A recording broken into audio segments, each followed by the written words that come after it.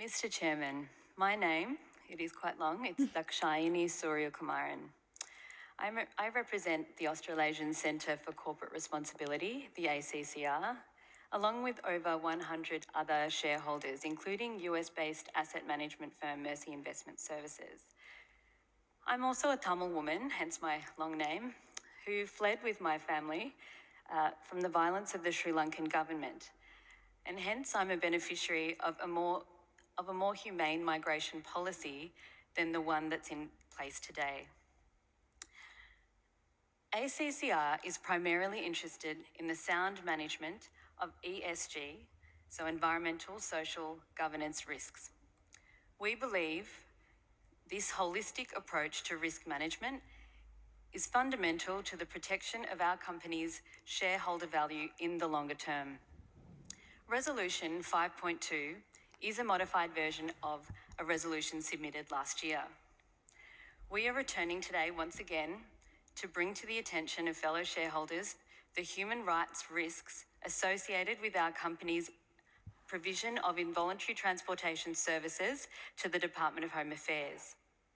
This refers to the involuntary transportation of refugees and people seeking asylum and includes both deportations as well as domestic transfers between detention centres. We present this today in a global context where the airline industry has made significant strides forward in taking a leadership position on this issue. Virgin Atlantic in the UK, for example, has ceased all involuntary deportation activity on its network. Today, we are simply calling for the company to fulfil its commitment, which it has voluntarily made, as stated in the opening statements, under the UN Guiding Principles on Business and Human Rights.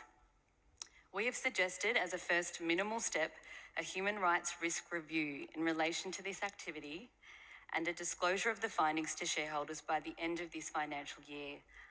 I commend this resolution to fellow shareholders. Robust risk management requires consistent monitoring of the risk context so that risks can be re-evaluated as the context changes. The risk context surrounding our company's provision of involuntary transportation services has shifted considerably in the last 12 months since the last AGM. Expert legal advice sought by ACCR and provided to our company clearly points to an escalation of human rights risks following the federal election. For example, with the expiration of temporary protection visas, this means that service providers to the government are even further exposed to complicity in adverse human rights impacts. Mr. Chairman, we've repeatedly heard from representatives of our company that we do not want to play the role of adjudicator and determine who should be granted protection. This argument reflects an overstatement of our company's role in the broader domestic refugee system. What has been established is that the domestic refugee system is fraught. Evidence clearly points to risks of human rights abuses and non-compliance with international law. The truth is that we as shareholders should have a heightened vigilance in the current risk context, as the government is outsourcing this risk and therefore the consequences of this risk to its service providers. And in all honesty, my concern is that my fellow shareholders have not been provided with adequate information to meaningfully vote on this resolution. And in fact, I would go as far as to say that the information provided has been misleading. Excuse me, can I get you just to speed up, because Sure, I don't want a speech. And I'm nearly finished. I did say earlier, I don't want speeches. Sure, so I'd just like to refer to your opening comments as an example. So you mentioned the recent disclosure pertaining to the amendment to the person in custody's form. So this is a form that's... Which you asked for.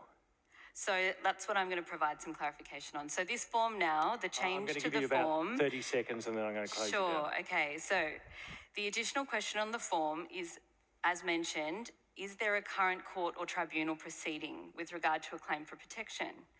Now, anyone with a basic understanding of the domestic refugee system will be able to see why this measure does not address the bulk of deportations, as the bulk of deportations occurs for those who do not have a court proceeding in play. And in fact, this amendment to the person in custody's form doesn't relate at all to the issue of transfers. And as I mentioned at the beginning, this resolution pertains to both deportations as well as transfers. And to my fellow shareholders, I would say that positioning this disclosure as a human rights risk mitigation measure seriously calls into question A, the legitimacy of the advice that our company is acting upon, and B, whether there is at some level a willful intention to avoid accountability upon this issue. And so my question, Mr. Chairman, is why is it that you believe that adequate measures have been put in place to manage the identified human rights risks and other commercial risks, including legal and reputational risks, associated with our company's involvement in involuntary transportation of refugees and people seeking asylum? Thank you. I think that was more a speech than a question. And I want to clarify a couple of things. You indicated that over 100 shareholders. Just to be clear to shareholders, that represents 0.01% of the shareholding base of the company that the ACCR resolution came from. Secondly, you said, you made the statement that a number of airlines around the world are doing things. In fact, you talked about one airline, because there is only one airline that has done anything on this. There's also 6 US airlines who have come out against the family separation policy. So there's several airlines that are making progress. Yeah, but that's a completely different matter. I don't think there's anything in your question that we haven't answered. So unless, Alan, you've got anything to say, I'm not proposing any. I would just add that we in our dialogue with ACCR clearly have said that there are other categories of people that ACCR would recognise need to be carried. There are people that are being deported for visa overstays. There are people that are being extradited. There are people that are being moved for medical reasons. There are people that have been moved because of overcrowding in various centres. There are people being moved for reasons that everybody in the ACCR said they regard as being legitimate. The dilemma you've got into, and we've done the risk assessment on ourselves, and we do risk assessments very well on a whole range of other items. We did it on this one, and the risks that we have of actually stopping any transportation here creates other risks to the organisation of not being transporting people that have legitimate reasons for those transportations, people for medical reasons as an example. And we believe that's a bigger risk to the organisation. And when we look at who we're transporting, as the chairman has said in the opening remarks, we don't fly to the countries that the issue and the focus that you have. There are other airlines that do. You're not raising this with other airlines. You're not raising with these other groups. You're just raising it with Qantas. And I think the chairman is absolutely right. There's misleading information that's been said on this. The circumstances which the other airlines have been involved in, I continually raise, are very different to the one we're talking about here. And it comes back to the end result. Is Qantas ever going to be in a position to have more information than the government or the courts do on each of these individual cases and make a judgment call? We won't. We can't. And as a result of that, we do say that you need to vote against this resolution because we have looked at this in detail, done the appropriate risk assessments, looked at the guidelines, have voluntarily signed up to these guidelines, and are implementing them across the board. It is our intent to ask you again to vote against this resolution because we think that's the right thing for the shareholders and the risk management of this company. Can I ask a follow-up question with regards to the disclosure and the person in custody's form and how you believe that relates to the issue of transfers as opposed to deportations? So let me be very clear. In every conversation that we've had, I don't think we'll ever satisfy the ACCR because the box will not satisfy you. I don't think there's anything that we could do in this space except declare that we're not carrying people in custody generally, which will cause other risks that will get there. So we did have dialogue with the government on this. We do think that this does help with some of the cases that people were worried about.